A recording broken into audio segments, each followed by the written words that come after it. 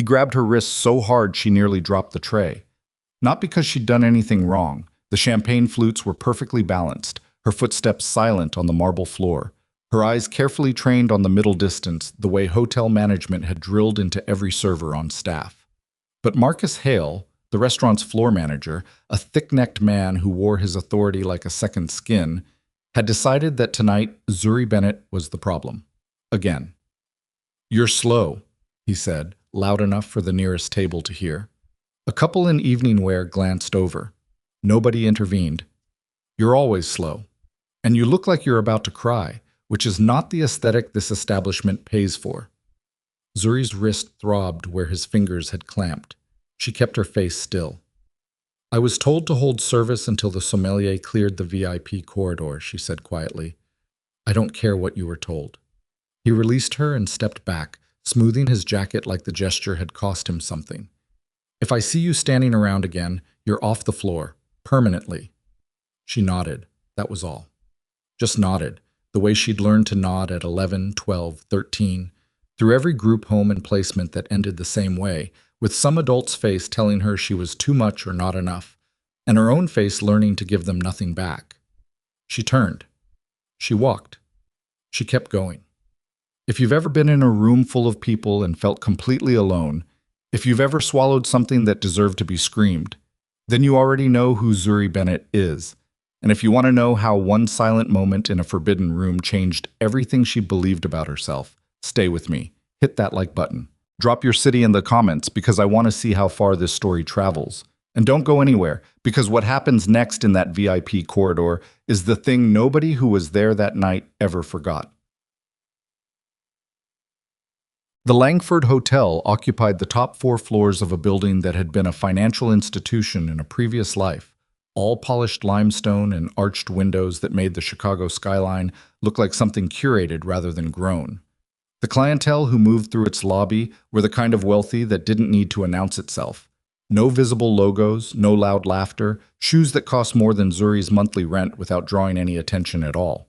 Zuri had worked there for 14 months. She knew the rhythm of the place, the way she knew the rhythm of her own breathing, something you maintained without thinking because the alternative was collapse. She was fast. She was quiet. She almost never made mistakes. Management tolerated her the way they tolerated good plumbing, gratefully, invisibly, until something went wrong. Tonight the hotel was running a private event, the kind that didn't appear on any public booking calendar, the kind where the guest list was handled by a separate security team with earpieces and the particular stillness of men paid to see everything. Zuri had been briefed only that the VIP corridor on the 42nd floor was off limits for standard service, and that the dedicated attendant for that section had called in sick 40 minutes before the shift started. She found that out from a sticky note on the staff room mirror. No formal reassignment, no briefing, just a route change tucked into her section update, initialed by someone whose handwriting she didn't recognize. She'd done it anyway, because that was what she did. The elevator that accessed the 42nd floor required a keycard she'd been handed by a security coordinator who barely looked at her face when he passed it over. The corridor beyond the elevator doors was different from the rest of the hotel. Narrower, quieter, the kind of quiet that doesn't happen accidentally. The ambient noise of the city, usually present even at this altitude, was simply gone. Someone had designed that silence into the walls. There were 2 security personnel stationed at the far end. They registered her presence without expression and did not move. Zuri walked the service route she'd been given, keeping her tray level, her breathing steady. The champagne flutes caught the light from the recessed fixtures above. She was counting doors. She needed the 3rd service alcove on the left, marked with a small brass indicator that distinguished it from the guest suite entrances, when she made the wrong turn. She knew it the moment she pushed the door open. The difference in air pressure was subtle, but she'd been trained by years of reading rooms, reading atmospheres, reading the invisible architecture of spaces that didn't want her inside them. This room was not a service alcove. It was occupied. Kang Do-hyun was sitting in the far chair, not at the table, not near the window, though the window behind him was enormous, and the city spread out below it in a grid of cold light. He was seated slightly away from everything else in the room, in the way of someone who preferred to position himself where he could see all the exits. He was reading something, a document, folded once, and he did not look up when the door opened. He was not what she expected, which was its own problem. She'd formed no expectations. She'd had no information, but the absolute stillness of him, the way he occupied the chair without using it for anything except the barest physical necessity of sitting, that registered immediately, somewhere below conscious thought. She stopped. The door was still open behind her. The correct thing to do was to back out, apologize in as few words as possible, and leave. She knew this. She also knew that her tray had shifted on the pivot of her stop, and one of the champagne flutes was moving toward the edge with a slow certainty that she recognized and could not prevent with any motion that wasn't abrupt. She made a sound. Not a word. Something involuntary, a small compressed syllable that came out of the place where her composure lived. The glass hit the tray's edge and tilted. She caught it, barely, 2 fingers, her wrist rotating in a way that cost her the balance of her whole posture, her elbow dropping, her shoulder compensating. And she got the glass back upright, but the champagne sloshed, a wave of it running across the tray, soaking her sleeve to the wrist. Do-hyun looked up. She had braced for something. Annoyance, the cold kind, delivered without volume. A flicker of contempt. She'd been on the receiving end of those looks from powerful men her entire working life, and her body had learned to absorb them the way skin absorbs weather. He didn't give her any of that. He looked at her the way someone looks at a thing they are trying to accurately see. Not appraising, not dismissive, just looking. The document was still in his hand. He hadn't moved. "I'm sorry," she said. Her voice came out steadier than she deserved credit for. "I was given wrong routing information. I'll leave." He still said nothing. The wet sleeve was cold against her skin. She could feel it climbing toward her elbow. She needed to go. She was already calculating the path back to the elevator, the staff room, whether she could change her jacket before Marcus noticed anything. And then her brain did the thing it always did under pressure, the thing that had gotten her through 14 foster placements and 2 years of college classes she'd dropped because the financial aid fell apart. It cataloged. It assessed. It noticed, with the flat efficiency of a mind that had learned early that safety depended on knowing exactly where danger was coming from, that the man in the chair was not the source of the danger she'd expected. She couldn't explain that to herself later. She would try. She would sit in the staff bathroom on her break and go over every second of those 3 minutes, and she would not be able to name what she had actually read in his face. Only that it was not what she was built to survive. Her eyes went hot before she could stop them. She didn't cry. She'd trained that out of herself at roughly the same time she'd trained out of expecting adults to show up when they said they would. But the pressure behind her eyes was sudden and total, and her throat tightened against it with an effort that must have been visible, because something shifted in the quality of his attention. "Nobody ever chose me," she said. She didn't plan to say it. It came from somewhere else entirely, from whatever part of her had been holding that sentence for 11 years, waiting for a moment of structural weakness in her defenses. It was not directed at him. It was not a plea or a bid for sympathy. It was just the thing that was true, surfacing through a crack she hadn't known was there. The silence afterward was not unkind. That was the part she would never adequately describe to anyone. She felt herself going, knees unlocking, the tray starting to tip. And then there were hands, not grabbing, catching. The tray lifted from her fingers, set aside without any visible hurry, and then a steadying pressure at her arm, at her shoulder, guiding her weight back to her feet. She registered warmth and the smell of something clean and expensive, and the absolute lack of urgency in the hands that held her until she could hold herself. Then his jacket settled over her shoulders. Not placed. Settled. The way you might cover something you intended to protect. She got her feet back under her and looked up. Do-hyun was already stepping away. He retrieved the document from the chair, folded it once more, and moved toward the room's interior without looking back. He didn't call for anyone. He didn't speak. At the door connecting to the suite beyond, he paused with his hand on the frame, not turning, just pausing. And then he was gone. Zuri stood in the empty room with a wet sleeve and someone else's jacket on her shoulders, and no explanation for any of it. She stood there for 43 seconds. She counted, after the fact, by her own heartbeat. Then she picked up the tray, squared her shoulders inside the jacket, and went back to work. She returned the jacket to the security coordinator on the 42nd floor, folded, not draped, which felt important though she could not have said why. He took it without comment and closed the door. She finished her shift. She cleaned her section. She walked the 4 blocks to the subway in weather that had turned cold while she was working, the kind of cold that gets into the joints, and she stood on the platform under the white fluorescent lights and watched the express blow through without stopping, and she thought about nothing in particular. She had rent due in 6 days. The amount owed had been hovering in the back of her mind for 2 weeks the way a low-grade fever hovers, not debilitating, not ignorable. She'd done the math 17 different ways, and it always came out the same. She was $340 short. She had one person she could call, technically. A woman named Doris, who'd been her caseworker for part of her time in the system, who still sent texts on Zuri's birthday, who would lend the money if asked, and would be careful not to make her feel bad about asking, which somehow made it worse. Zuri had not asked. She was not sure she could. The local train came. She got on. She sat in the car with her uniform jacket over her lap, and her hands folded, and she was so tired that the city passing outside the windows looked like something from a channel she didn't subscribe to. At her stop, she walked the 6 blocks to her building, which had been nice in 1987 and was now a collection of structural compromises held together by management's persistent optimism. Her apartment was on the 3rd floor. The elevator had been out for 3 weeks. She climbed the stairs with her shoes in her hand because the woman in 3B worked nights and the stairwell echoed. Inside, she sat on the edge of her bed and looked at her hands. They were shaking. Not visibly. She had too much practiced stillness for that. But underneath the skin, in the muscles of her forearms, there was a fine vibration that she recognized as the body doing what the mind wasn't allowed to do. Processing something. She had said that sentence out loud. To a stranger. In a room she shouldn't have been in. She had said the most private thing she carried, and she had said it to a man who hadn't responded, who had simply touched her carefully and put his coat on her shoulders and left without explanation. She didn't know his name yet. She would find out eventually, the way everyone eventually found out about Kang Do-hyun.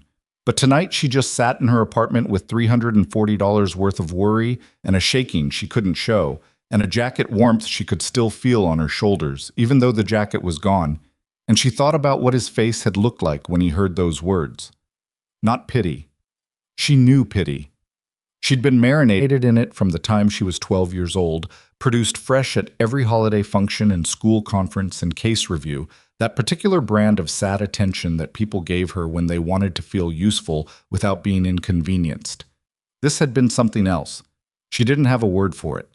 She lay back on the bed without changing out of her uniform. She set her alarm for 6:15. She closed her eyes. By morning, she had mostly convinced herself that none of it had been significant. A strange 3 minutes in a wrong room, nothing more, already sealing over with the practical insulation of rent and overtime, and the next shift, the next section, the next silent hour, on a train that didn't notice her either. She was wrong, but she didn't know that yet. 3 days later, her landlord called.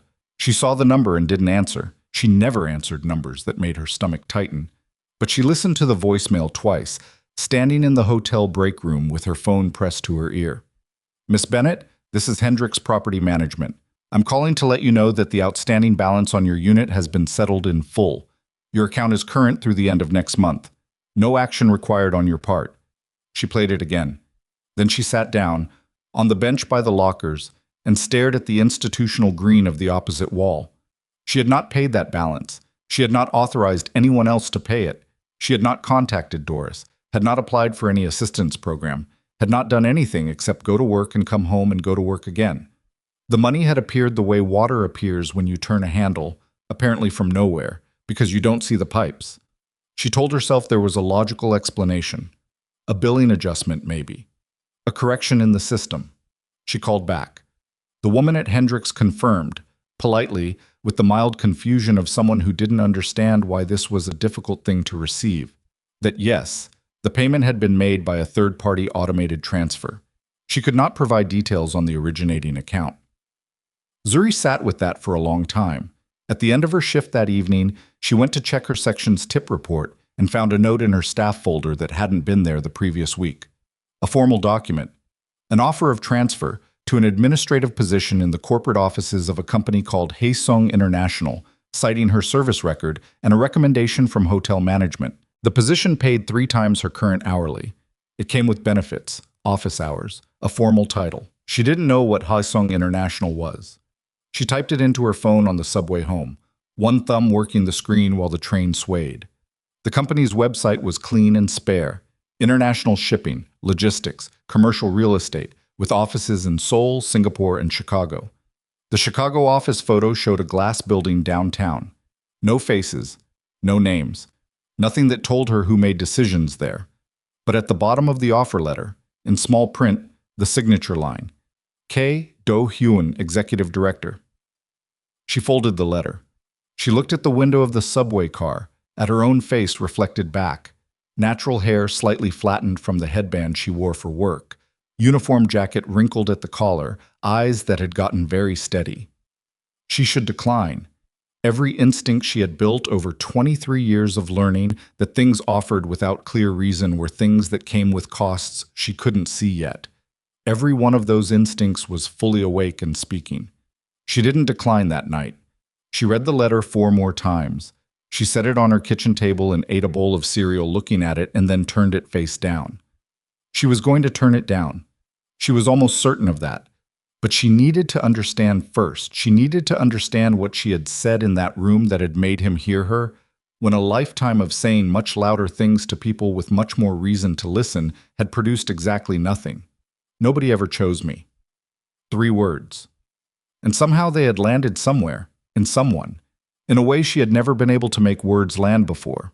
She turned the letter back over. Read the signature line again. Outside, Chicago pressed up against her window, vast and cold and indifferent and alive. And the night held everything still, waiting. She accepted the position on a Tuesday. She didn't call ahead. She didn't send a confirmation email or check in with the HR contact listed at the bottom of the offer letter. She just put on the best thing she owned, a navy blazer she'd bought secondhand 2 years ago for a job interview she hadn't gotten, and took the 147 bus downtown and walked into the lobby of the Haesung International Building at 8:53 in the morning, 7 minutes before the start time listed on the document, and told the woman at the front desk her name. The woman found her in the system immediately. That was the first thing that unsettled her. Not a search, not a transferred call, not the particular brand of polite stalling that front desks use when they're buying time to figure out who you are. Just a name check, a badge printed, a visitor pass that already read Bennett, Z, administrative, executive floor with the date on it. As though they'd been expecting her, as though someone had told them she'd come. The executive floor was the 47th. The elevator required a badge scan. Her badge worked. She stood in the elevator going up and watched the numbers climb and thought about what she was doing, what she had probably already done by walking through those doors. And she did not let herself think about leaving because leaving had been the right call 2 days ago when she still had the letter face down on her kitchen table and the choice was still genuinely open. It was not open anymore. The doors parted onto a corridor that was nothing like the hotel. The hotel's luxury was for display, marble and crystal and ambient fragrance, all of it aimed outward at the people who paid to experience it. This was different. This was the kind of space designed around function, around the people who actually worked inside it, and the quality was so embedded in the materials and the proportions of the rooms that it didn't announce itself at all. She felt it the way you feel a well-made thing, not with admiration but with a faint physical recognition. A woman was already coming down the corridor toward her, late 40s, dark blazer, hair in a low knot, the gait of someone who managed her own time without being managed. She extended a hand before she was fully close. "Ms. Bennett, I'm Jisoo Park, Executive Administrator. I've been asked to orient you to the position." A pause. Not unfriendly, direct. "Do you have questions before we begin?" Zuri shook her hand. "Who asked you?" Jisoo's expression didn't change, but something in it settled into a kind of careful neutrality. "Mr. Kong. Has he said anything to you about why he brought me here?" "He hasn't. That's not unusual." She turned and began walking back the way she'd come. "He doesn't explain personnel decisions. He makes them, and they stand." Zuri followed. She cataloged the space as she moved through it. 12 people she could see, desks arranged in clusters rather than rows, no ambient conversation, the kind of concentrated working quiet that meant everyone in the room was doing something that required their actual attention. 2 security staff near the stairwell, a glass-walled conference room with the blinds pulled 3/4 down. What's my function? Zuri asked. Coordination, internal scheduling, correspondence management for the executive office, liaison between the Chicago operations team and international branches. The previous coordinator left 8 weeks ago. Jisoo said it without editorializing, but the timing sat in the air between them for a moment. Why did she leave? Jisoo glanced at her. It was brief. She found another position, which was not an answer. Zuri filed it. Her desk was at the end of the administrative corridor, positioned with a sight line to the executive office entrance. That wasn't accidental. She understood immediately that whoever had arranged the furniture in this space had thought about what the person sitting here needed to be able to see. She sat down, put her bag at her feet, and looked at the login credentials on the note card left on her keyboard, and she took exactly 2 breaths before she started working through the orientation materials. She did not see Do-hyun that day. She did not see him the next day or the day after. He was in the building. She knew because Jisoo's pace changed when she came back from the executive corridor, the particular kind of recalibration that happens in the body of someone who's just been in the presence of a person whose attention has weight. She knew because the security configuration at the elevator shifted after 9 a.m. each morning in a way that was subtle and absolute. She knew because twice in the first week she heard his voice through the conference room wall, low, clipped, in Korean, nothing she could translate. And the 2 people in the room with him were completely silent in between. What she heard in his voice was not what she'd expected. She'd expected cold. She'd built an image, over the days since the hotel, of a man whose silence was a species of indifference. Someone who had thrown money at her situation, the way you throw money at minor inconveniences, the way powerful people neutralize small disruptions without needing to engage with them. That was the story she'd told herself because it was the story that made him manageable. But the voice she heard through the wall was not cold. It was controlled. There was a difference. Cold means the feeling isn't there. Controlled means it is there, and being held at a very deliberate distance from the surface, because the person doing the holding has learned what happens when it gets out. She recognized that. She had built her entire personality around the same mechanism. It bothered her more than it should have. On the 5th day, Marcus Hale called her personal cell. She almost didn't answer. She looked at the number and felt the old reflex, the flattening, the bracing. And then she answered because she was not going to spend the rest of her life not answering calls from people who frightened her. What do you want, Marcus? Not a question. He heard that. I wanted to check in. His voice had a texture she'd never heard from him before. Careful.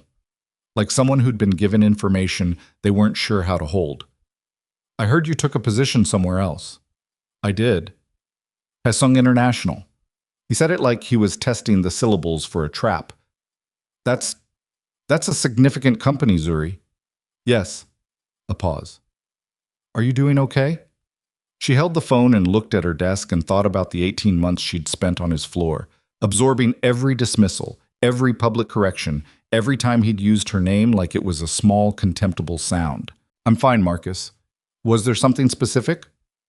He stopped, started again. I want you to know that if you ever needed anything, as a reference, or I'll let you know, she said, and ended the call.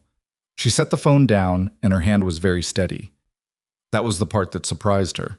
Not that he'd called, she'd half expected something like this, though not so soon, but that she felt nothing in particular when she hung up. No satisfaction, no residual anger. Just the faint recognition that a thing she'd been afraid of had shrunk to its actual size. She went back to work. Do-hyun came out of the executive corridor at 4:27 on her 6th day. She knew before she saw him because the entire temperature of the administrative floor changed. Not dramatically, not in a way that would be legible to someone who hadn't been sitting in this space for 6 days learning its rhythms. But she'd been reading rooms her whole life, and what she read was this. Everyone on the floor was aware of exactly where he was in it. He walked toward the operations cluster without looking at her desk. She did not look up from her screen. This was not a choice she made consciously. Her body made it, the same instinct that makes prey animals go still, except that she was not prey, and he was not the thing she was afraid of, which was the confusing part. He stopped 6 feet from her desk. She could see him in her peripheral vision. He was looking at the scheduling report she'd restructured and left in the shared operations folder the previous afternoon. A physical printout, which meant someone had printed it and put it on the operations board, which meant he'd seen it.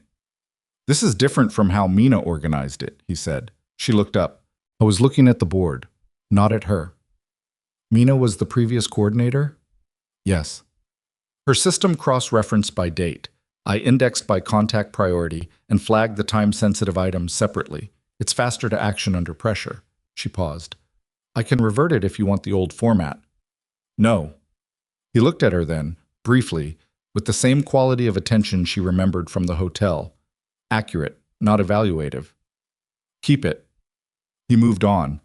She watched him for exactly 1 second after he turned, then went back to her screen. Her hands were not shaking. That surprised her too. What she felt instead was something she didn't have a clean word for. A kind of frustrated clarity, like finally being able to read a sign that had been blurred for a long time, but discovering the message was more complicated than you'd expected. He had noticed her system in 24 hours. Whatever he'd been told about her qualifications, he had confirmed it himself, independently, without asking anyone to validate his assessment. And he had told her directly, with no softening and no performance of generosity about it. She turned that over for the rest of the afternoon. The second week brought the other people. There were 3 members of the operations team who had been with Haesung longer than anyone else on the floor. A man named Ray Chen, who handled domestic logistics, a woman named Priya Subramanian in legal compliance, and an older Korean-American man named Daniel Su, who ran the International Accounts Division. Ray was fine. Priya was fine, professionally, if not warmly. Daniel was the problem. He came to her desk on her 8th day with a stack of folders that he set down without asking, tapping the top one with 2 fingers. These need to be cross-referenced against the Q3 shipping manifests and flagged for discrepancies before end of week. She looked at the stack. It was work that would take 2 days minimum if done correctly. "These weren't in my task queue." "They are now." She looked up at him. He was not looking at her with hostility, exactly. It was something adjacent, a kind of deliberate testing, the organizational equivalent of the first time a cat knocks something off a shelf. Watching what happens. "I'll need to confirm that through Jisoo," she said. "Jisoo doesn't manage your queue. I do, for any cross-division requests. Then you'll need to submit the request through the workflow system, and I'll prioritize it according to what's already queued." She kept her voice completely even. "That's the process, Mr. Suh." He looked at her for a long moment. "Mina never needed process for this." "I'm not Mina." He picked up his folders and left. She waited until he was around the corner, then pulled up the workflow documentation and read it twice to make sure she'd been right. She had been. She sent Jisoo a brief heads-up summary of the exchange, factual, no commentary. Jisoo replied in under 4 minutes. "Correct call. He'll push again. Hold the same line." She read that twice too. The 3rd week was when she started to understand what Haesung actually was. Not all of it. She wasn't naive enough to think she'd been given access to the real architecture of the organization just by being placed at a desk inside it. But she was good at her job, which meant she was good at pattern recognition, and the patterns that emerged from the scheduling data and the correspondence logs and the infrastructure of the operation were not entirely consistent with an international shipping and logistics company. The volume was wrong. Not the shipping volume that tracked against legitimate commercial tonnage. The communication volume was wrong, specifically the frequency and the routing of certain encrypted exchanges that passed through the executive office and were logged in the system as internal memos, but whose metadata didn't match the timestamps of normal business correspondence. She wasn't reading the content, she didn't have clearance for the content, and she wasn't going to seek it. But she could see the shape of the thing in the data the way you can see the shape of an object under a sheet. Not the detail, just the weight and the outline. She sat with that for 2 days before she decided what to do about it. What she decided was nothing. Not because she was afraid, though there was an element of that. She was not unintelligent about what kind of nothing you ended up as when you made inconvenient discoveries in proximity to powerful organizations. But more because she understood, in a way she hadn't expected to, that she had made a choice when she walked through those lobby doors. She'd made it with imperfect information, which was the only kind of information anyone ever made choices with, and regretting it required pretending she hadn't known, on some level, that Do Hyun was not simply an international businessman with a soft spot for distressed hotel staff. She had known. She had walked in anyway. What she hadn't been prepared for was what happened at the end of the fourth week. She was working late, the only person left on the administrative floor, which happened 2 or 3 times a week when the international correspondence ran into evening hours, when she heard the executive office door open. She had learned, by that point, to register the sound without reacting to it, because reacting visibly to everything Do-hyun did in his own office made her feel like a 23-year-old who'd never been in a professional environment before, which was not accurate and was not useful. But he came to the doorway of the administrative corridor, and he stopped. She looked up. "You're still here," he said. Not a reprimand, an observation. "The Seoul correspondence was late coming in. I wanted to get the turnaround done tonight." He leaned against the doorframe. She'd never seen him in a posture that wasn't perfectly upright, and the lean was so slight it barely counted, but it registered as something, a degree of ease he didn't usually show in the presence of others. "You've been here 4 weeks," he said. "Yes." "Ray told me you shut Daniel down twice this week." "I followed the process." A pause. "Was that wrong?" He studied her. "No. Daniel was testing the edges of what he could assign off task. You identified it correctly." His eyes moved briefly to the screen in front of her, to the correspondence log open there. "Does the work suit you?" She considered the question seriously, because it seemed to be asked seriously. "I'm good at it," she said. "That's not the same thing, but it's something." "No," he said. "It isn't the same thing." The silence that followed wasn't uncomfortable. That was new. She'd spent her entire life treating silence as a space where bad things lived, where the absence of words meant the presence of judgment. This was just quiet. Two people in a room that had gotten dark around them, the city spread flat and bright below the windows. "Why did you bring me here?" she said. She hadn't meant to ask it directly. She'd been circling that question for 4 weeks, looking for an angle of approach that would make it possible to ask without making herself vulnerable, and she hadn't found one, and so finally it came out straight. Do-hyun looked at her. Something moved behind his eyes. Not evasion, something older than that, something he'd been carrying long enough that it had become load-bearing. "Because you were good at your job," he said, "and you were being wasted." "That's not all of it." A beat. He didn't look away. "No." "Then what's the rest?" He was quiet for long enough that she thought he wasn't going to answer. Then, carefully, "You said something at the hotel." "I know what I said." It sounded like something I'd heard before. He stopped. "I'm not going to tell you the full story tonight." "Okay?" She kept her voice even. "But you'll tell me eventually." It wasn't a question. He understood that, and something in his face shifted.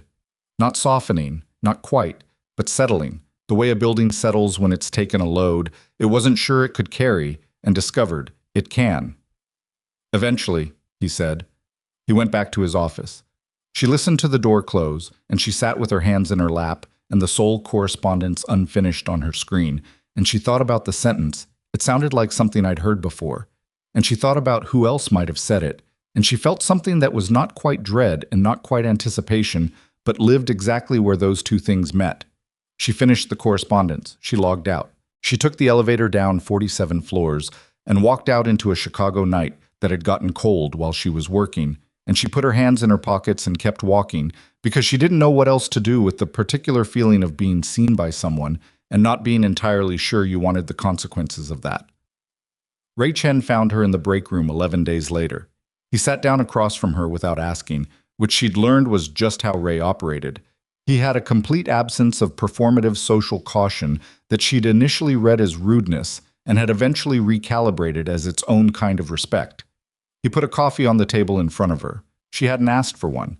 He'd made it the way she made it because he'd watched, and that was Ray. "You know people are talking about you," he said. She wrapped her hands around the cup. "What kind of talking?" "The wondering kind. You've been here 5 weeks. You've reorganized half the administrative infrastructure, and you've gone one-on-one with Daniel twice, and he backed down both times. People are trying to figure out what your angle is." "My angle is that I'm doing my job." "That's not an angle most people in this building would recognize." He tilted his head. "You know what Haesung is." Not a question. She looked at him. "I know some of it." "Enough. Enough to know that the question isn't whether I'm okay with what I know. The question is whether I'm going to pretend I don't know it. Ray was quiet for a moment. And? And I'm not going to pretend. She put the cup down. I'm also not going to do anything with it. Whatever Do-hyun is outside this building, inside it, he runs a legitimate operation and he runs it correctly, and the people in it are treated fairly. I can work with that. Ray looked at her with something she couldn't quite name. He doesn't have many people who'd say that. I'm not saying it for him. She met Ray's eyes. I'm saying it because it's what I actually think. He nodded, slowly, like something had been confirmed that he'd been waiting to have confirmed.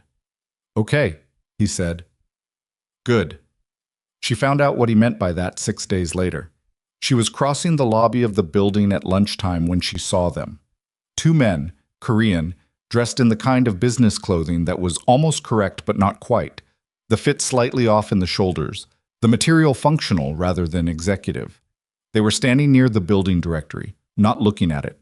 They were looking at the elevator bay. One of them was looking at her. She kept walking. She did not break her pace. She went through the revolving door and onto the sidewalk and walked 2 blocks to the sandwich place she'd started going to on Tuesdays, and she bought her lunch and sat by the window and did not take her eyes off the street outside. They didn't follow her. Or if they did, they were better at it than she could detect. She texted Jisoo. 2 men in the lobby this morning. Korean professional appearance. Didn't match any scheduled meetings on the calendar. Watch the elevator bay. Jisoo's reply came back in under 90 seconds. Thank you. Don't go back through the main entrance this afternoon. Use the parking structure connection on the east side. I'll have someone meet you. Zuri read that. She ate half her sandwich. She looked at the street outside the window, at the ordinary Chicago lunchtime moving past, pedestrians and food trucks, and a kid on a scooter cutting the corner too fast.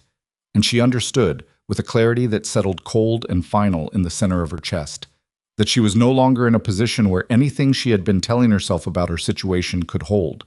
She had walked into this building with the idea, somewhere beneath everything else, that she had a door she could leave through if it became necessary, that she was adjacent to Do-hyun's world, but not inside it, that the line between those two things was something she could control. Those men in the lobby had come to the building because she was in it. She didn't need Jisoo to confirm that. She already knew. She finished her coffee, left the sandwich, and walked to the parking structure on the east side. And the man who met her there was one of Do-hyun's security staff.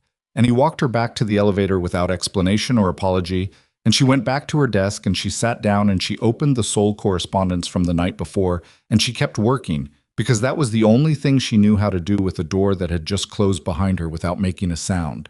She used the east entrance for the next 9 days.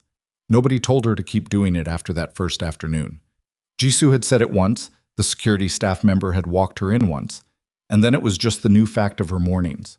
Subway, 2-block walk, parking structure, badge scan, elevator, 47th floor. She adjusted without being asked to adjust. That was the thing about having spent 23 years in situations that required rapid recalibration. The mechanism was always running. You didn't switch it on. You just stopped pretending it wasn't there. Ray noticed. He didn't say anything directly, which was its own kind of acknowledgement. Daniel noticed too, and what Daniel did with the noticing was different. She caught it on the 3rd day. A look exchanged between him and a man she didn't recognize. Someone who'd come to the floor under the cover of a vendor meeting and had spent 20 minutes near the operations cluster before anyone thought to question his badge. She'd flagged it to Jisoo the same way she'd flagged the lobby incident. Factual, time-stamped, no interpretation added. Jisoo had gone very still when she read it, the kind of stillness that means the information has landed somewhere significant. Daniel was gone from the floor by the end of that week. No announcement. His desk was cleared on a Friday evening, and on Monday his name was simply absent from the system, the way names go absent from systems when the removal is not meant to be discussed. Zuri did not ask what had happened to him. She understood that asking would require being told, and being told would mean being more inside the thing than she already was, and she was already further inside it than she'd planned. She was adjusting to that too. What she hadn't adjusted to, what resisted every organizational mechanism she threw at it, was Do-hyun himself. He was in the building more consistently now. She didn't know if that was new or if she'd simply become more calibrated to his presence, but the frequency of their brief exchanges had increased in a way that felt less accidental with each passing week. He would stop at the administrative corridor doorway in the evenings. Sometimes he asked about the operations calendar, the correspondence backlog, the status of a compliance filing.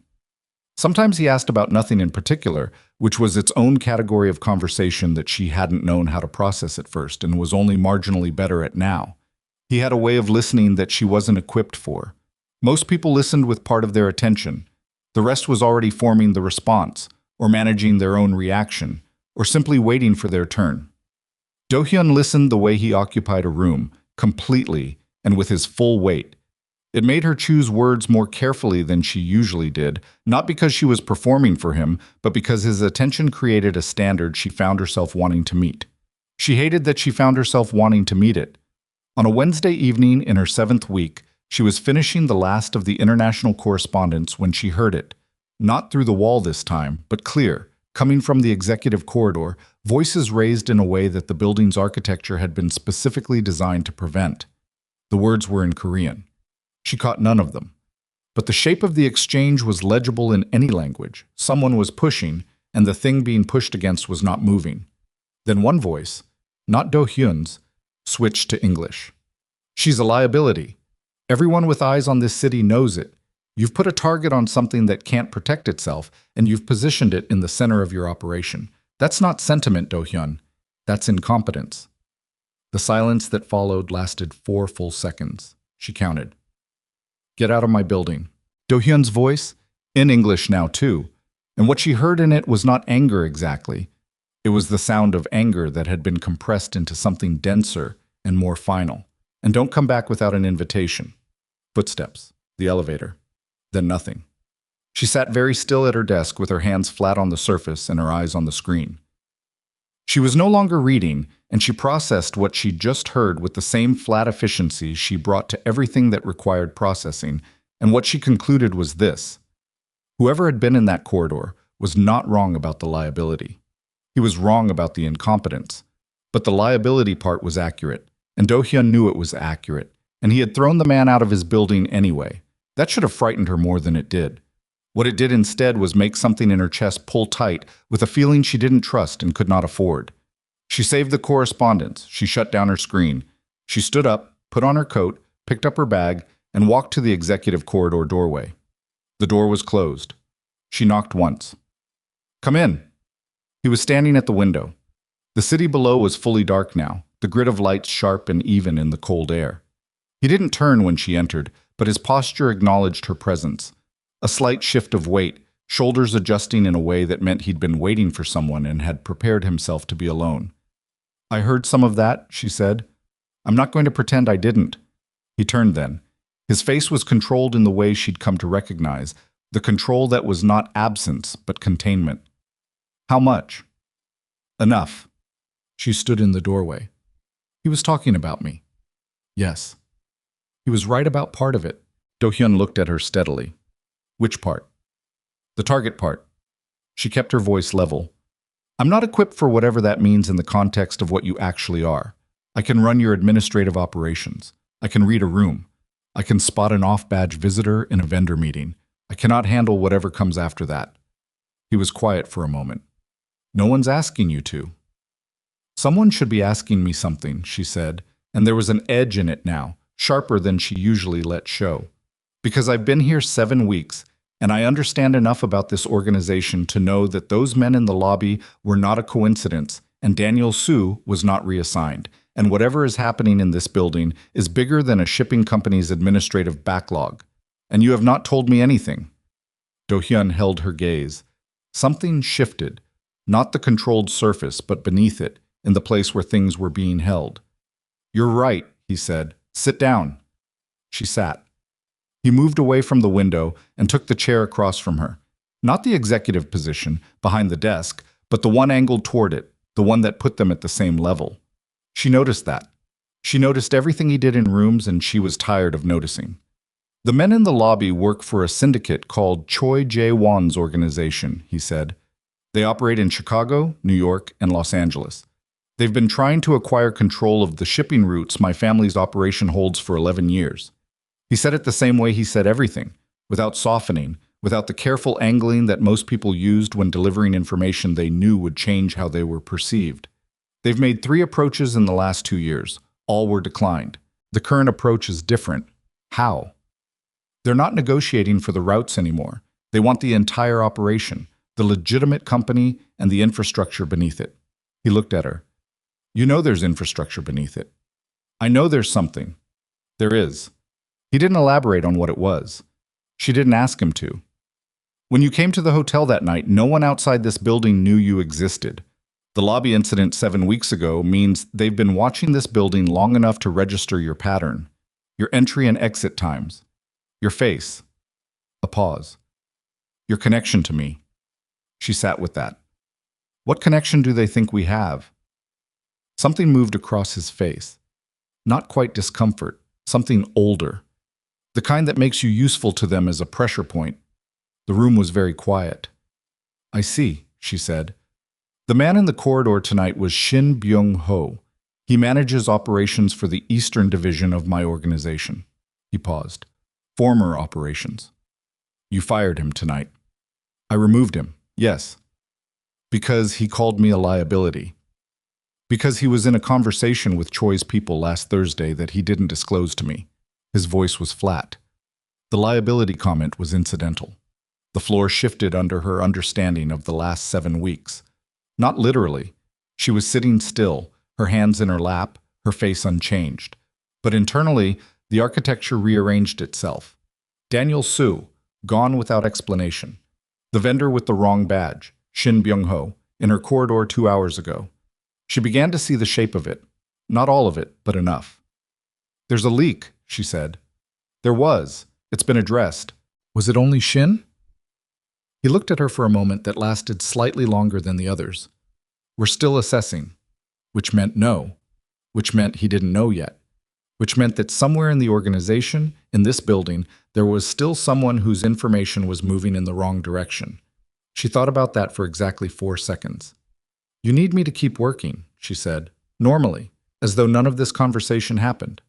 Yes. Because if whoever's left knows that you know, they'll go quiet and you won't find them. Yes. She nodded. She looked at her hands, then back at him. What happened to your sister? It landed between them like a stone into still water.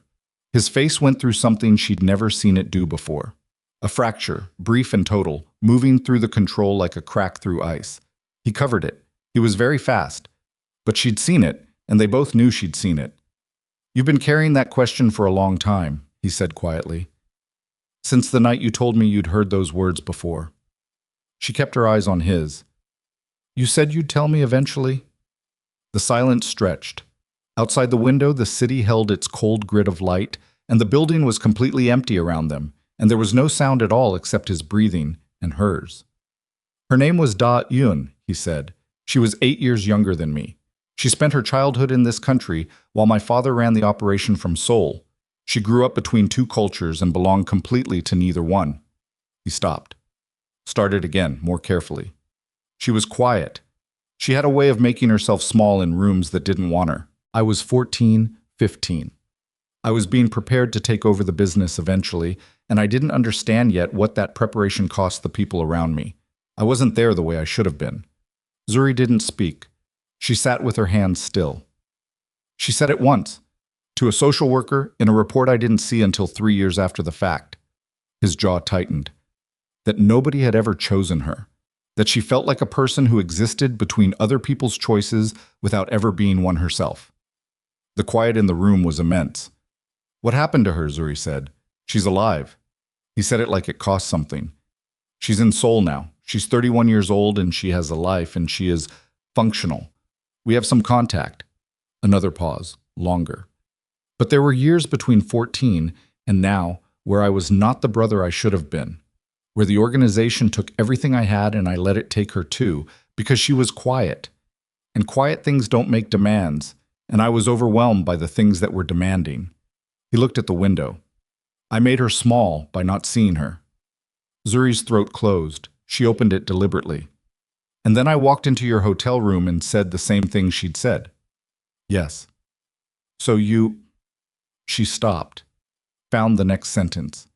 You paid my rent and offered me a job because I sounded like your sister. He looked at her. I did it because you were a person being made small by circumstances that had nothing to do with your actual size. And I had missed that once before, and the cost of missing it was something I was still paying. A beat. I'm not trying to make you into her. You're not her. I know that. I'm telling you because you asked, and you deserved the honest answer. She sat with that. She sat with all of it. The sister, the fracture she'd seen in his face, the rent paid in the dark, the job, the 7 weeks of proximity to entire adult life building walls, and had apparently decided, without announcement or explanation, that she was one of the few things he was going to let inside them. She didn't know what to do with that. She had no template for it. Every relationship she'd built in 23 years had been provisional, conditional, built on the understood premise that she was temporary in the life of the person hosting her. This was something else, and she didn't have language for it, and that frightened her more than the men in the lobby. She stood up. I'll keep working normally, she said. We'll find whoever's left. He nodded. She was at the door when he said quietly, Zuri? She turned. The job isn't charity. His eyes were steady. You've rebuilt the administrative structure of this office in 7 weeks in ways Mina didn't manage in 3 years. I need you here because you're good at it, not because of what you said in a hotel room. She looked at him for a moment. I know, she said, but it's good to hear you say it. She left. She walked to the elevator and pressed the button and stood watching the numbers descend, and she was shaking now. Finally, in the empty corridor, she let herself shake, her arms folded across her chest, the tremor moving through her from somewhere she couldn't locate and couldn't stop. Not fear, not grief. Something that didn't have a name yet, something that was trying to figure out what it was. The elevator came. She got in. She was halfway to the lobby when her phone buzzed. Jisoo, don't go home tonight. Car waiting in the parking structure. Come directly. She stared at the text, typed back. What happened? The reply came before the elevator reached the ground floor. Choi's people have your address. They've been at your building for 40 minutes. She read it twice. The elevator opened on the lobby. The night security guard looked up from his station. She walked past him toward the parking structure access door without slowing, her phone still in her hand, Jisoo's text still on the screen, and she understood with a cellular clarity that the version of her life in which she was adjacent to this, close to it but separate from it, able to step back if stepping back became necessary, had ended. It had probably ended the morning she walked into the lobby and gave her name to the front desk, and the badge was already printed with her name on it, already waiting, as though there had never really been a choice to make at all. The car was where Jisoo said it would be. A black SUV, engine running, a driver she'd seen twice before in the building's security rotation. She got in the back. The door closed. The car moved. Where are we going? She said. Mr. Kang's residential property, the driver said. 40 minutes. She looked out the window at Chicago pulling away from her. Her street, her building, her $340 shortfall that someone else had paid. Her navy blazer hung on the back of the chair in her apartment that she had not brought with her because she hadn't known she was leaving. All of it receding. Her phone buzzed again. Unknown number this time. She almost didn't open it. She opened it. A photograph. Taken from outside through a window. Grainy, low resolution, but unambiguous. Her apartment, her kitchen table. The offer letter from Haesung International, face up. The one she'd turned over and then turned back. The one she'd read 4 times the night she decided to walk through those doors. Below the photograph, 3 words in English. Come home, little girl. She locked her phone. She put it in her lap. She looked at the back of the driver's headrest, and she breathed. In, measured, out, measured. And she thought about Da-eun, who had been 8 years younger than a brother who didn't see her, who had said the same words in a document that wasn't read for 3 years, who was alive and functional and in soul, and had cost him something he was still paying. She thought about what it meant that someone had been inside her apartment, that they'd photographed the letter, that they knew what she'd been offered and when she'd taken it, and that they had her phone number from somewhere, from a leak that was maybe not as fully addressed as Do-hyun had said, or from a source he hadn't found yet, or from someone still inside the building who was still moving information in the wrong direction.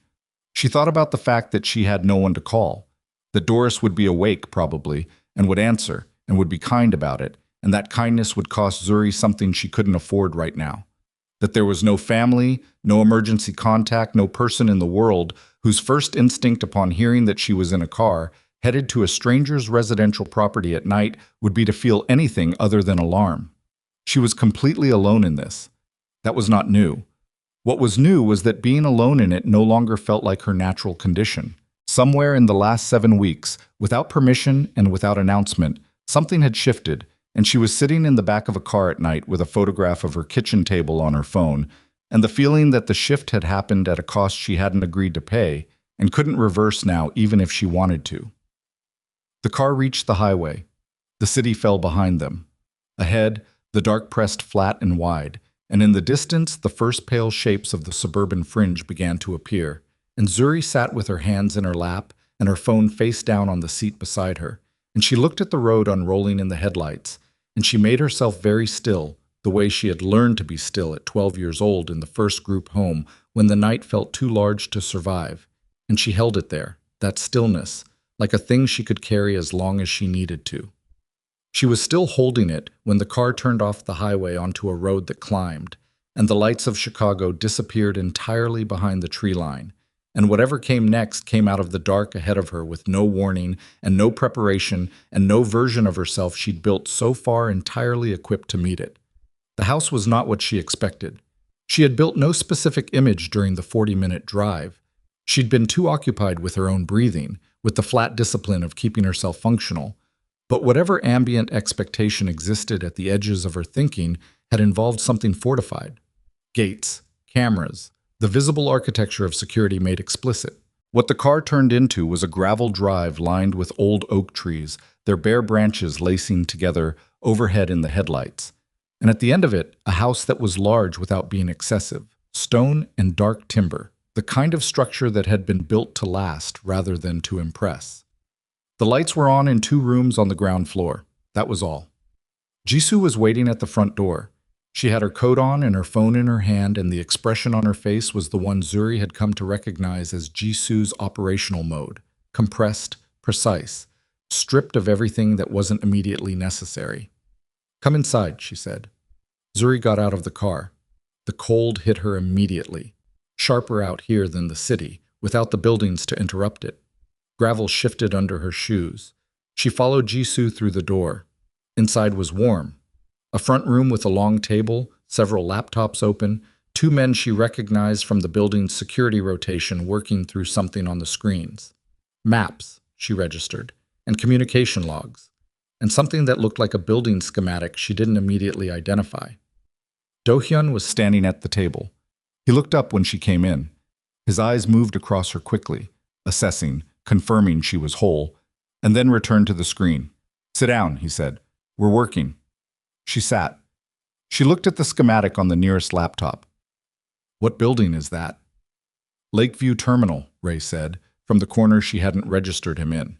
He had a coffee in his hand and looked like he'd been awake for longer than was good for him. "Old shipping facility on the south side. Choi's people have been using it for 3 months as a secondary operations base." "How do you know?" "Because the man who told them your address also told us where they operate from." Ray's voice was even, before he stopped being cooperative. She processed that. She did not ask what cooperative meant in the context Ray was using it. "Shin Byung-ho," she said. "No." Do-hyun said it without looking up. Shin was the diversion. He was meant to draw attention so the actual source could keep moving. A pause. "It was the security coordinator who gave you the key card the night you came to the VIP corridor." The lobby. 14 months of working the hotel, and 1 night in the wrong room, and the man who handed her a key card without looking at her face had cataloged her and filed her and passed her along to people who were now at her apartment photographing her kitchen table. The anger that moved through her was clean and sudden, and she let it move and then she put it away because anger without direction was weight she couldn't carry right now. "What's the plan?" she said. Do-hyun looked at her then. Something in his face registered what she'd just done. The compression, the pivot to operational, and something in him aligned with it.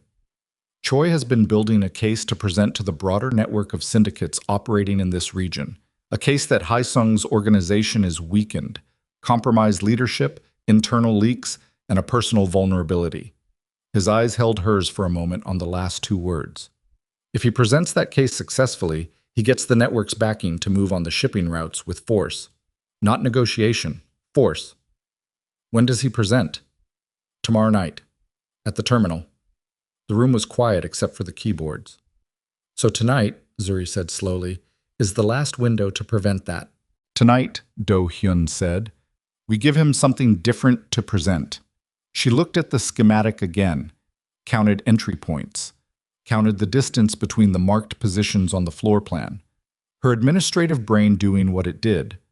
Pattern, sequence, consequence. How many people does he have at the terminal? 11 confirmed, possibly 3 more we haven't placed. And you have 7, including the men in this room. He let that number sit. And you? She looked up. I'm not security. No. He held her gaze. But you're the reason this is happening tonight instead of 6 weeks from now, and you have the right to be in the room when it ends. A pause. You also speak English without an accent in a context where that matters.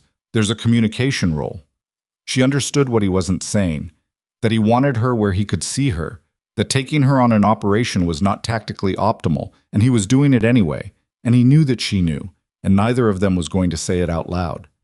Tell me exactly what you need me to do, she said. They worked for 3 hours. She absorbed the operational plan the same way she absorbed a scheduling restructure, by breaking it into components, sequencing the dependencies, identifying the points where human error was most likely to compound. Ray watched her work through it and didn't say anything, but once, briefly, he caught Jisoo's eye across the table, and whatever passed between them was something she filed for later. At 1:15 in the morning, Do-hyun sent everyone except Jisoo out of the room. Sleep, he told Ray and the security staff. 3 hours. I need you functional. When the room was down to 3, Jisoo excused herself with the particular tact of someone who had worked alongside Do-hyun long enough to read the specific quality of the silences he needed. The door closed softly. Do-hyun sat down across from Zuri. He had not sat down in 3 hours. She had noticed. You don't have to come tonight, he said. There's a property 2 miles from here where you can stay until this is resolved. Jisoo will stay with you. That's not what you told the room. The room needed to see you commit. It changes how they operate, knowing you're in. He looked at her steadily. But I'm telling you now, separately, that you have the option. She held the option for exactly the time it deserved. If I stay behind, what happens if tonight goes wrong? Then Jisoo gets you out of the country by morning. There's a protocol. And you? He didn't answer that. Do-hyun. She said his name directly for the first time, without the professional buffer of the executive title, and it landed differently than she'd expected in her own mouth. What happens to you if tonight goes wrong? That's not your problem to carry, he said, not unkindly. I didn't ask if it was my problem. I asked what happens. His eyes dropped briefly, just to the table surface, then came back. Then Choi presents his case tomorrow night, gets the backing he needs, and moves on the operation within the week. The legitimate company survives. I've structured it so the corporate entity is clean and insulated. The people in it, including you, are not in physical danger if I'm removed from the equation. Removed from the equation. She wanted to grab him by the collar for the clinical flatness of it. She kept her hands in her lap. I'm coming tonight, she said. Don't ask me again. He looked at her for a long moment. Then he nodded once and stood up. Get some sleep. 2.5 hours. I'll wake you at 4. She went to the room Jisoo showed her. Small, clean, a window that looked out on the dark tree line.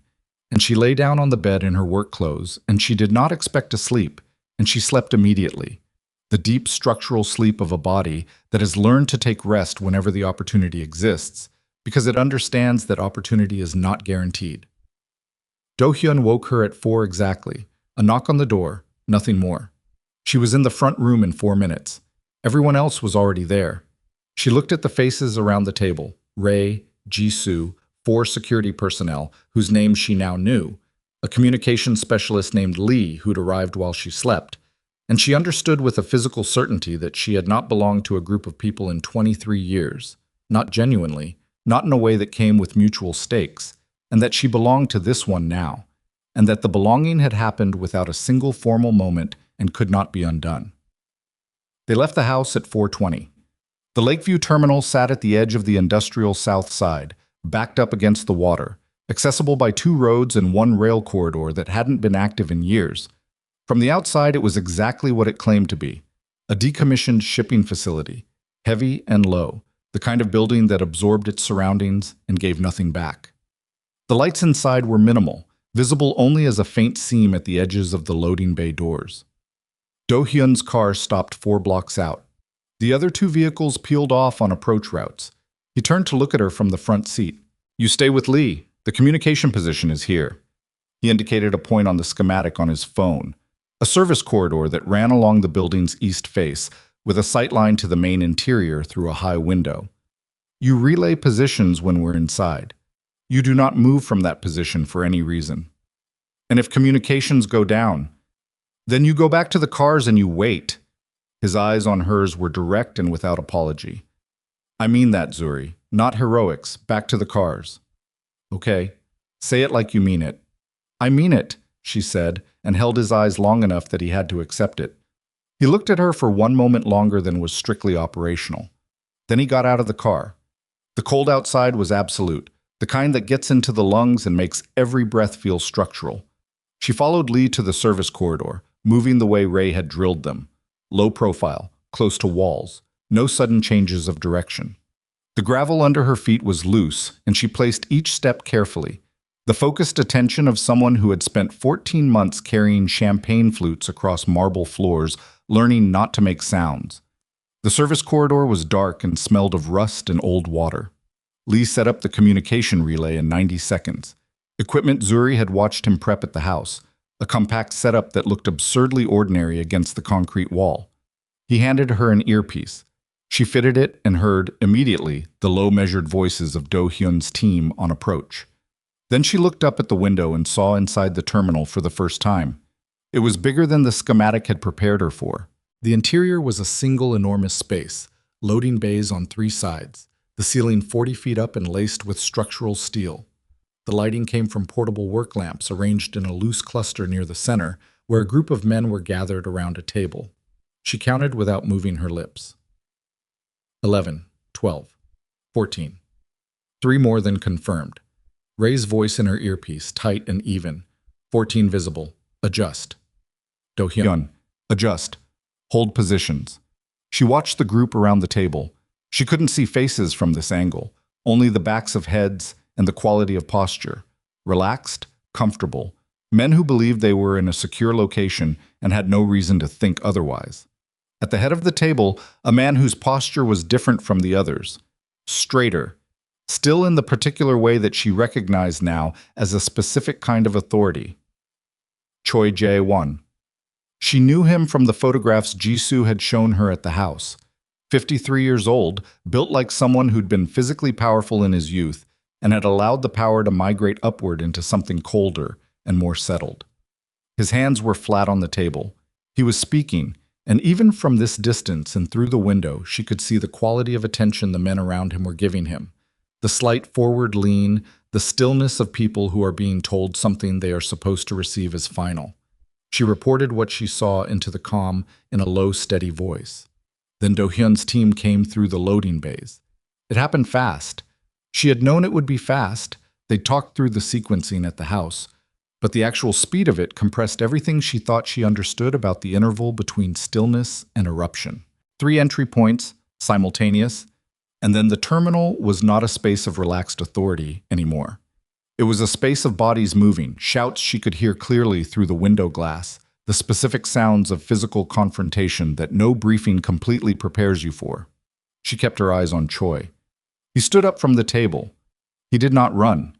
He looked at the entry points with the expression of a man recalculating, not panicking, and that was more frightening than panic would have been, because recalculating means the mind is still moving, still looking for the play. His eyes went to a door on the south wall. She saw it before he moved toward it. "South exit," she said into the comm. "Choi is going for the south exit, right now." Do-hyun. "I see him." She tracked through the window.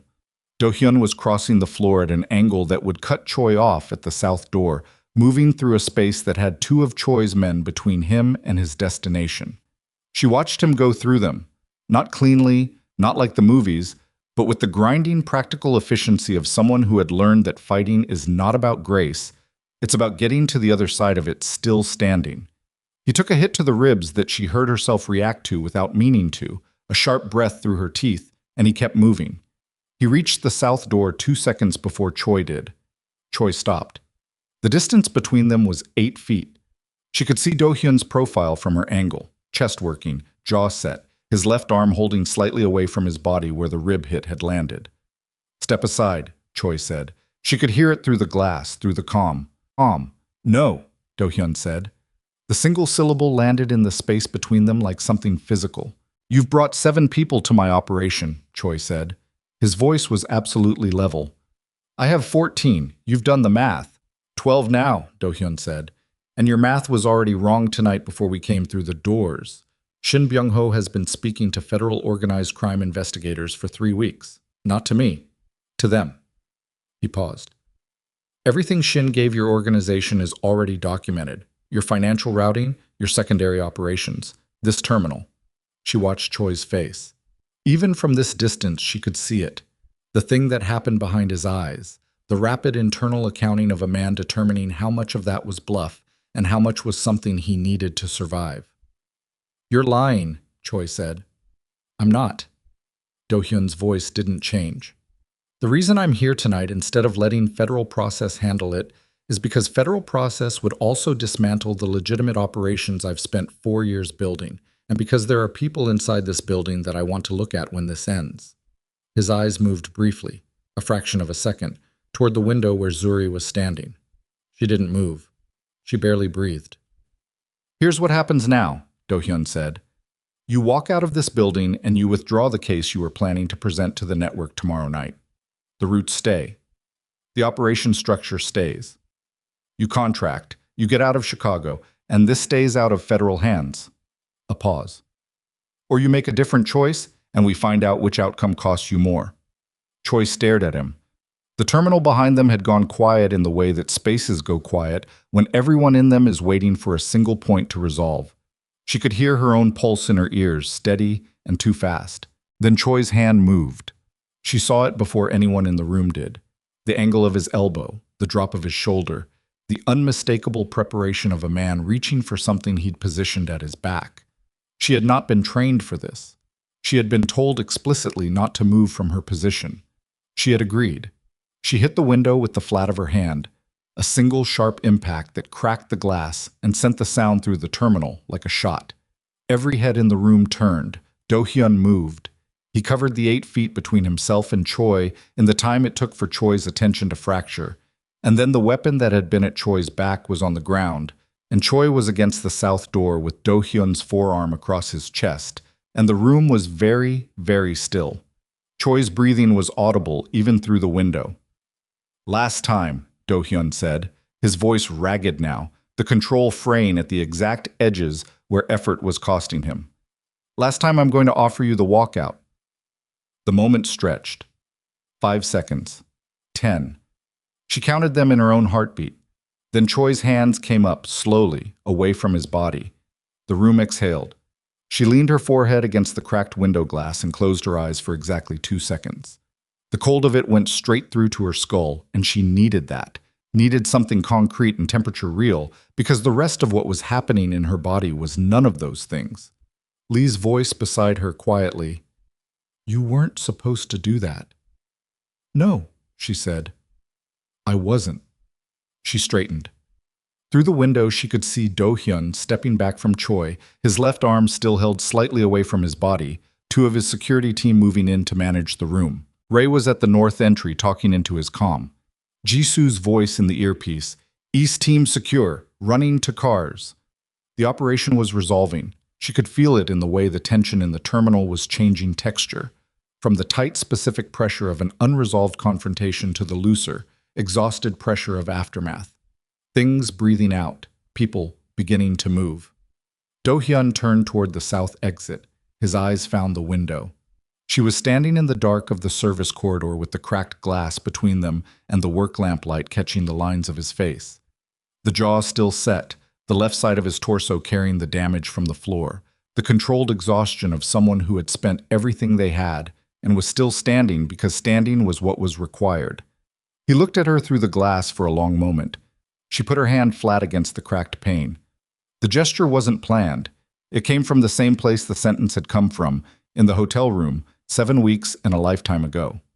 From somewhere below the part of her that made decisions, from the part that simply knew what was true. He looked at her hand against the glass. Then he looked at her face, and something in his own face, in the controlled, compressed, load-bearing architecture of it, shifted in a way she had never seen it shift before, moved by something that had nothing to do with strategy or operation or the particular mathematics of survival. He turned toward the south door. She heard through the comm, his voice, quieter now, the operational edge stripped from it, just the sound of a man who was very tired and had a cracked rib and had just made an accounting of what mattered. Get her out of the corridor and bring her to the car. She's done enough standing in the cold. Ray's voice, with something in it she would tease him about later, when there was a later. Copy that. She stepped back from the window. Her hand dropped from the glass. Lee was already packing the relay equipment with the focused speed of someone who wanted to be somewhere else. And the night outside the corridor was still and enormous, and smelled of the lake somewhere behind the terminal's bulk. And Zuri stood in the dark, with her heart slamming against her ribs, and the full weight of what had just happened settling into her bones layer by layer. She had broken the window. She had moved from her position. She had done the one thing she had explicitly said she wouldn't do. And it had changed the angle of the moment in the way that a degree of change at the origin becomes a mile of difference at the end of the line. And she did not know yet what Do-hyun would say about it when there was time to say anything. What she knew was that Choi Jae-won's hands were in the air, and Do-hyun was walking out of the terminal, and the terminal itself was being systematically cleared behind him, and that the case that was supposed to be presented to the network tomorrow night was not going to be presented, and that the operation that had been built to dismantle everything Do-hyun had spent 4 years constructing was instead going to be the thing that got dismantled. Ray appeared at the corridor entrance. He looked at her. He looked at the cracked window. He looked at her again.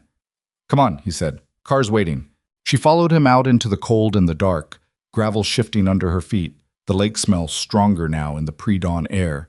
And somewhere ahead of her the cars were running, and the team was converging, and the night was beginning, at its very outer edges, to think about something other than itself.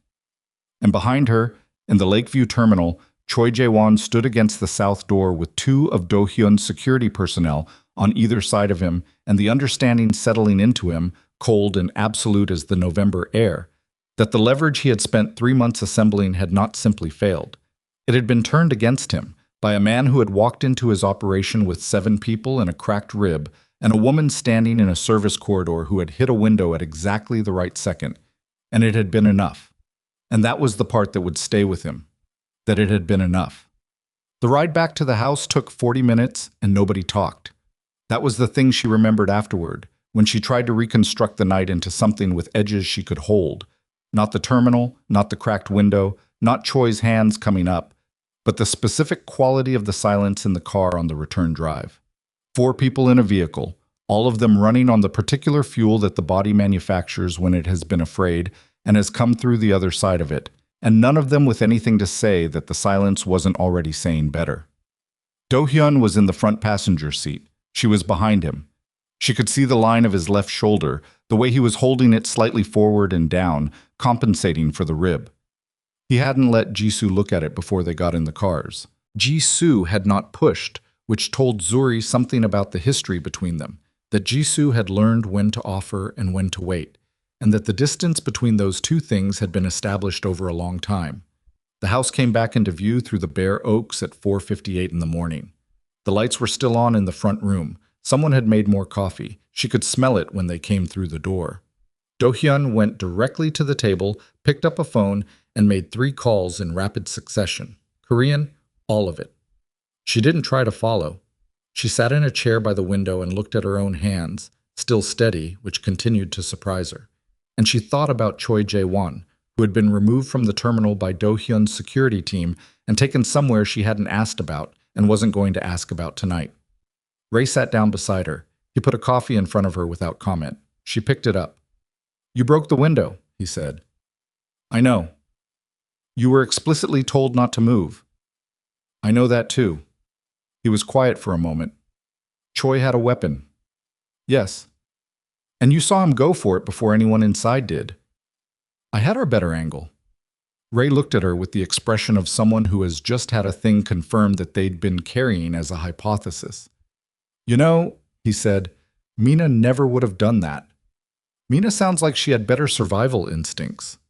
Mina, Ray said, lasted 3 years and never once changed how anything in this office worked. He picked up his own coffee. You've been here 7 weeks. She didn't answer that. Across the room, Do-hyun ended his third call and set the phone down and stood with his hand flat on the table and his eyes closed for exactly 3 seconds. The briefest accounting she'd ever seen a person take with themselves. And then he opened them and looked at Jisoo. Get the medical kit, he said. Jisoo had it out of a cabinet before he finished the sentence. Zuri watched him sit down at the table and let Jisoo work on his side. The way he held himself still for it, not stoic in the performed way of men who want to be seen enduring something, but genuinely, practically still, the way you are still for a process you know needs to happen and whose discomfort is not the point. Jisoo's hands were precise and impersonal. Do-hyun stared at the wall. After a while, his eyes moved to Zuri. She didn't look away. Neither did he. Jisoo, without looking up from what she was doing. 2 ribs, I think. Not displaced. You need imaging. In the morning. It is morning. Later in the morning. Jisoo made a sound that was not agreement. She wrapped the injury with the focused efficiency of someone who had done this before, more than once. And that fact alone, the practiced ease of it, told Zuri something about the years that preceded her arrival in this organization. About what ordinary had looked like before she walked through the hotel room door. When Jisoo was done, she packed the kit, looked at Zuri briefly with an expression that carried something, acknowledgement perhaps, or something adjacent to it, and left the room. Ray followed, with the tact he generally concealed under his bluntness. Do-hyun sat at the table with his shirt pulled back down and his hands around a coffee cup, and the marks of the night visible in the set of his face. The exhaustion, the residue of pain, the particular quality that people have when they have been running on controlled adrenaline for hours, and the adrenaline has finally begun to withdraw. You moved from your position, he said. Yes. I told you not to. You did. She held his gaze. Choi was reaching for a weapon. You had your back to it. I had 6 seconds maybe before you didn't have the option of walking out of that terminal. A pause. I hit the window. With your hand. It was the closest hard surface. He looked at her hand. She turned it over on the table. There was a bruise forming along the outside edge of her palm, purpling under the skin, and a small cut at the base of her little finger that had stopped bleeding somewhere between the terminal and the car. She hadn't noticed when it happened. She noticed now. Do-hyun reached across the table. He took her hand carefully, the way you take something you understand to be both ordinary and not ordinary. He turned it to look at the cut, the bruise, the line of impact recorded in the skin. His thumb pressed gently along the bruise's edge. Not probing for injury, just tracing, acknowledging the fact of it. She didn't pull away. It's fine, she said. Her voice came out quieter than she'd intended. I know. He didn't release her hand. You shouldn't have done it. I know. If Choi's people had someone watching the exterior, they didn't. Lee confirmed the perimeter before we went into the corridor. If they had, his eyes came up to hers.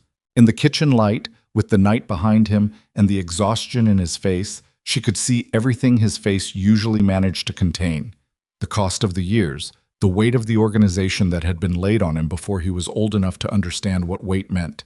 And beneath all of it, something that was quieter and more fundamental, and that she recognized because she carried a version of it herself.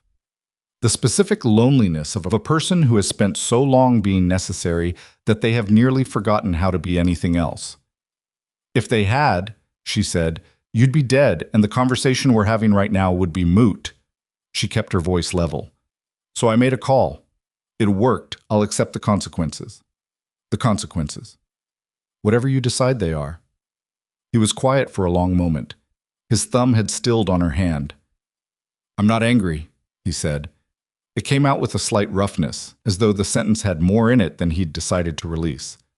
I know, she said. That's not what I'm worried about. What are you worried about? She looked at him. At this man who had paid her rent without being asked and offered her a job without explanation and told her about his sister in the dark of his own office and walked through 14 men with a cracked rib because the alternative was not walking through.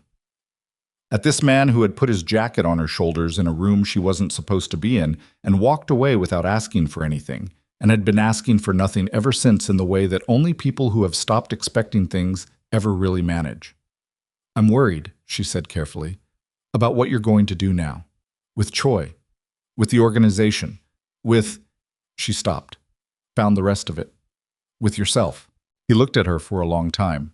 Outside, through the front window, the first pale suggestion of dawn was beginning at the edges of the tree line. Not light yet, just the absence of dark in one specific direction. "I've been making decisions about the organization," he said, "for longer than you've been in it. I know. This is not something you need to carry." Do-hyun. She said his name with the same directness she'd found for it in his office, weeks ago. "I hit a window for you tonight. I am carrying it. Tell me." The silence stretched. A log shifted in the fireplace she hadn't noticed was burning. Then he exhaled, long, slow, the kind of breath that releases more than air. "I've been building toward dismantling the criminal infrastructure for 3 years," he said, quietly. "Moving assets into the legitimate company, restructuring the financial routing, separating the syndicate operations from the corporate entity layer by layer." He looked at the table. Tonight accelerated the timeline. Choi's people will talk eventually, regardless of what he agreed to in the terminal. And when they talk, federal investigators are going to have documentation of an organization in the process of dissolution. The question is whether I'm ahead of that process or behind it. Are you ahead of it? As of tonight, barely. What does barely mean? It means I have perhaps 8 weeks before the federal picture becomes complete enough to require intervention. In 8 weeks, the legitimate company needs to be fully insulated and independently governed. The syndicate infrastructure needs to be inactive and documentably so. He looked at her. "And I need to no longer be in a position of executive control of either." She processed that. "You're removing yourself." "Yes, from everything. From the parts that put people in service corridors at 5 in the morning with bruised hands." His jaw tightened slightly. "From the parts that put your address in the hands of Choi's organization and your photograph in their communication logs. From the parts that made you necessary to tonight at all." She was quiet. The dawn was moving at the window, very slowly, just the edge of it. "Where will you go?" she said. "That's not the question I'm sitting with right now." He looked at her hand still in his and then up at her face. "The question I'm sitting with is what you're going to do. The administrative position at Haesung. It exists inside a company that's about to go through significant structural change. Jisoo will stay. Ray will stay. The legitimate operation survives. But the context of your role changes. I can work with change." "Zuri?" "I've been working with change since I was 12 years old." Something shifted in his face. Not the fracture she'd seen when she asked about Dayun, but something adjacent, something that moved through the control more slowly and left a different kind of mark. "I know," he said quietly. "That's not what I'm asking." She understood then what he was asking. The thing beneath the question about the job, beneath the operational debrief, beneath the careful organizational language he used to approach everything that mattered to him sideways, because approaching it directly was not a skill anyone had ever helped him build. He was asking if she was going to stay. Not at the company. With him. She looked at him across the table in the early pre-dawn of a house she'd been brought to in the dark and had spent less than 6 hours inside. And she thought about everything that had led here. The wrong door, the champagne she almost dropped, the 3 words that had come out of a crack in her defenses that she hadn't known was there. The rent paid invisibly. The job offer she'd turned face down on her kitchen table and read 4 times before accepting. 7 weeks of learning the weight of his attention and the cost of his silence and the specific quality of the way he listened, which was total and was the rarest thing she had ever been given. She thought about what it would mean to stay, not the logistics of it, the structural change to the company, the 8-week timeline, the federal picture resolving in the background. The other thing, the thing that had no operational framework and no precedent in her experience, and that she had been refusing to name directly for 7 weeks because naming it required believing that it was real. And believing it was real required trusting that a thing freely given didn't carry a cost she couldn't see. She had been wrong about that before. She had been wrong about it systematically, structurally, for her entire life, in every context that mattered, and the record of those wrongnesses was long and specific and lived in her body the way old injuries live in the body, not always present, but always available. She looked at Do-hyun's hand holding hers, and she made a choice. "I'm staying," she said. His hand tightened slightly on hers, just slightly, just enough. The dawn came in through the window in earnest now, the first gray gold of it reaching across the floor, and neither of them moved, and neither of them spoke, and the house was quiet around them in the way of a place that has held a long tension and is now, finally, allowed to put it down. The next 8 weeks were the hardest work Zuri had ever done, which was a significant claim for a woman who had worked double shifts at a luxury hotel while carrying $340 worth of shortfall and going to college 2 nights a week. The Haesung restructure was not a clean process. Clean processes existed in theory, in organizational textbooks, in the confident projections of consultants who had never actually tried to separate a criminal infrastructure from a legitimate business that had grown around it the way a tree grows around a fence post. The two things so interwoven at the structural level that removing one without damaging the other required a kind of precision that left no room for mistakes and very little room for sleep. She ran the administrative coordination of it. Ji-soo ran the legal and compliance architecture. Ray managed the operational continuity. Do-hyun made the large decisions and then got out of the way for the execution, which was how she learned that his leadership style was fundamentally one of trust, that he chose people carefully and then trusted them completely, and that the trust was not performative. It was load-bearing. It was the actual structure of how he worked, an understanding that changed her understanding of everything she'd watched him do in the 7 weeks before the terminal and in the 8 weeks after it. The federal picture resolved on a Thursday in January. A call to Do-hyun's attorney at 9 in the morning, the outcome of which Ji-soo delivered to the room in 4 words. The agreement is accepted, meaning the documented dissolution of the syndicate infrastructure, the cooperation provided through channels. Zuri was not fully briefed on and didn't need to be.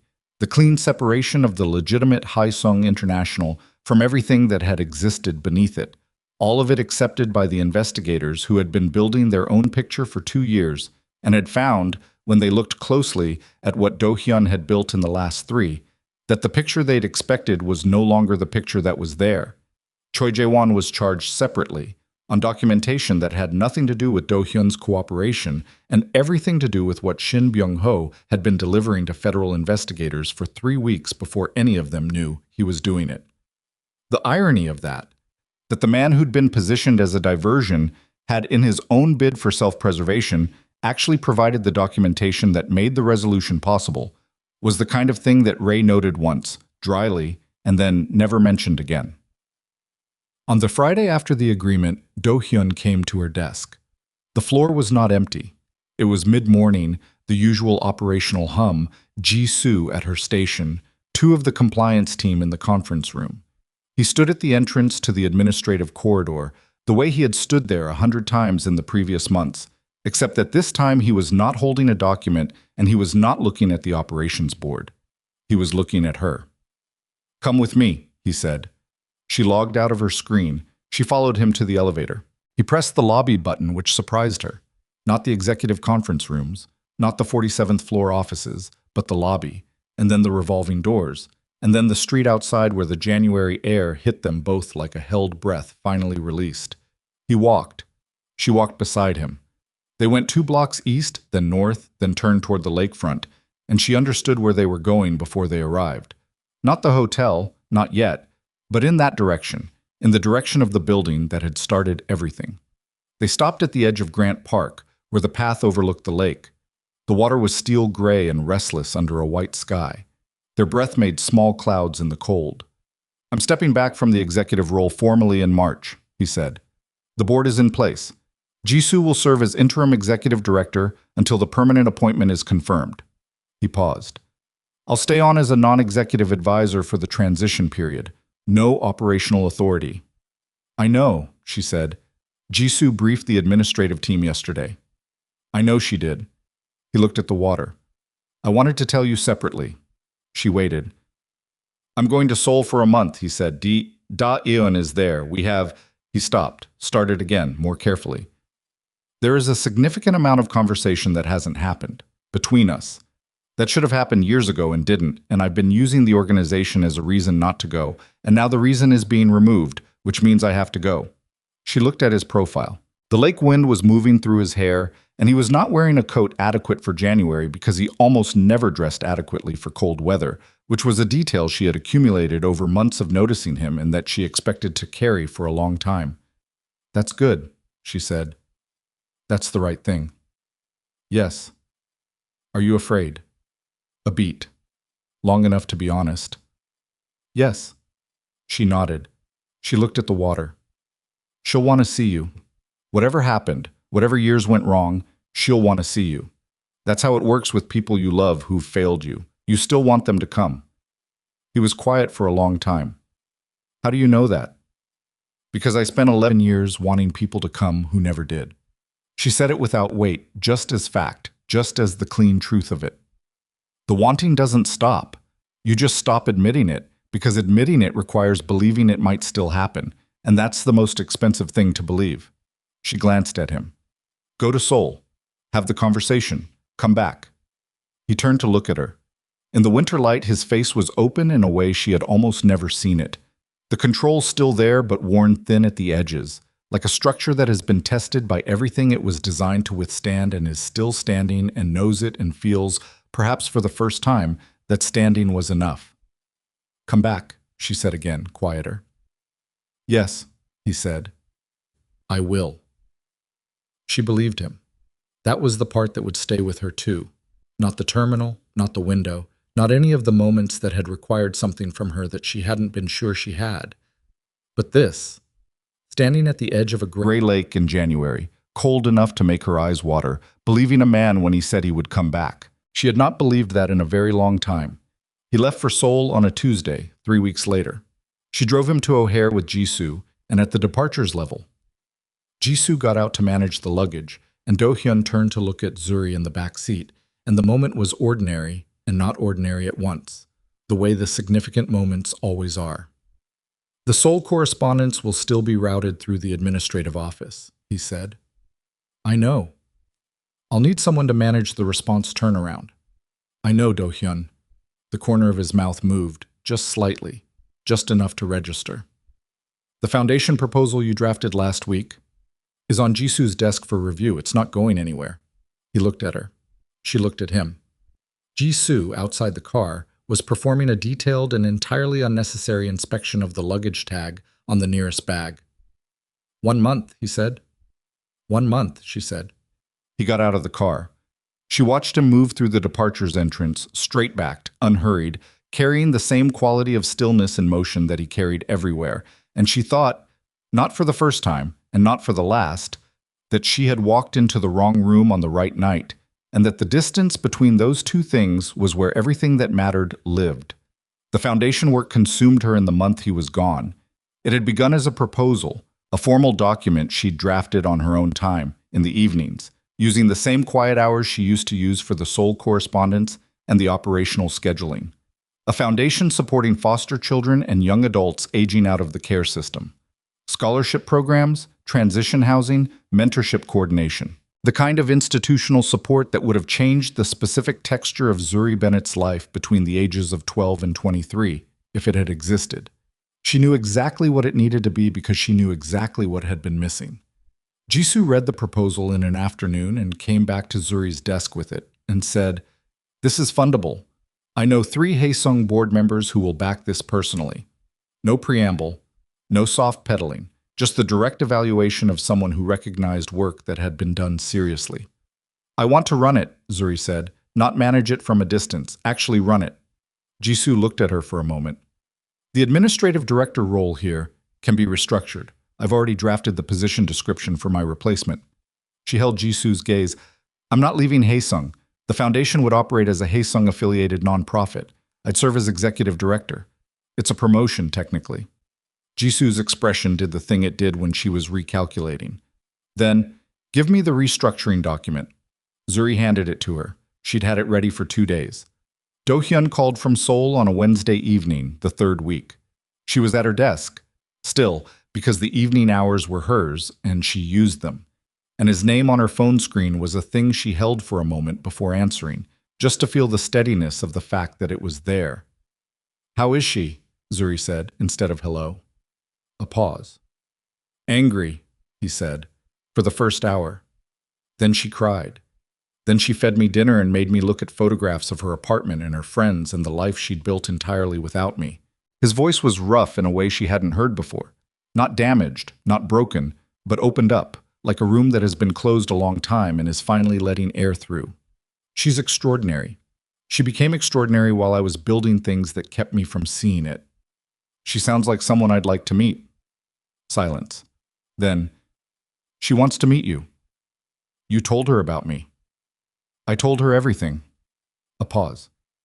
She said, and I'm translating approximately, that any woman who hits a window at 5 in the morning to keep her brother from getting shot is someone she has significant interest in. Zuri laughed. It came out unexpected and entirely genuine, the kind of laugh that requires something real underneath it. "Tell her the feeling is mutual." He came back in March, as he'd said. Not on the day she expected, 2 days earlier, which she suspected was intentional, a small defiance of the script. She came in on a Thursday morning, and his coat was on the rack outside the executive office, and the overnight correspondence from Seoul had already been opened and reviewed and left on her desk with a note in his handwriting. 3 words, a scheduling clarification, nothing significant, and yet she stood at her desk and read it twice. In April, the foundation was formally incorporated. Haesung International Foundation for Foster Youth. Executive Director Zuri A. Bennett. The first board meeting was held in the 47th floor conference room. Zuri sat at the head of the table, which was a thing she had to keep herself from remarking on, because the specific absurdity of it, the distance between where she'd started and where she was sitting, was something she could either laugh at or cry at, and she hadn't decided which yet. Jisoo was on her left. Ray was on the board and looked slightly uncomfortable in the formal setting, which she found privately reassuring. Do-hyun was 2 seats down, in the non-executive advisory capacity that was his formal role in the organization now. He watched her run the meeting. She did not look at him while she was running it. She didn't need to, but she was aware of his attention the way she'd always been aware of it, which was entirely and without being able to make herself not. Afterward, when the board members had filed out and the room was being cleared, he came to where she was stacking her documents at the head of the table. "The scholarship structure is solid," he said. "I know.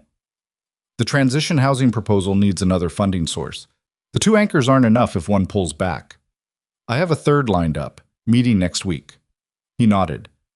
He was standing close enough that she had to look up slightly to meet his eyes, which was a thing she'd gotten used to over months, and had not entirely gotten used to at all. "The foundation name," he said. "The scholarship message." She'd included it in the prospectus. Every scholarship awarded by the foundation would carry a single line, "Someone chose you." She'd written it into the document late one night and hadn't shown it to Jisoo or Ray or anyone. And when the full board had received the prospectus, she'd watched Do-hyun's face when he reached that page. She'd seen him stop. She'd seen what happened in his face when he stopped. "Yes," she said now. He held her gaze. "Diane wants to contribute to the scholarship fund," he said. "She called me last week. She wants her name on one of them." Zuri felt it move through her. Not sentimentality, not the smooth version of this moment, but the actual texture of it, which was rough and complicated and involved a woman in Seoul who had learned to be extraordinary in spite of her brother's absence, contributing money to scholarships for children like the girl he'd eventually learned to stop making small. There was nothing clean about that. There was nothing that resolved into a lesson without remainder. But it was real. It was what actually happened when people tried to do better.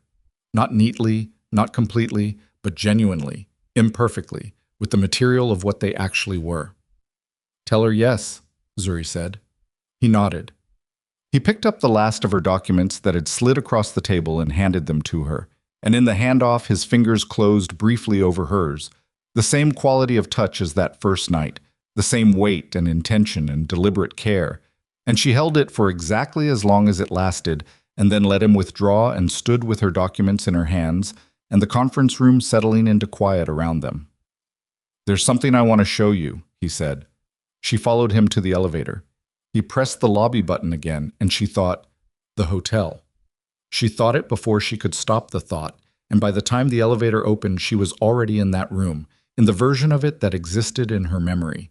The tilting tray, the cold champagne on her wrist, the three words that had fallen out of her like something she'd been carrying so long she'd stopped knowing it was weight.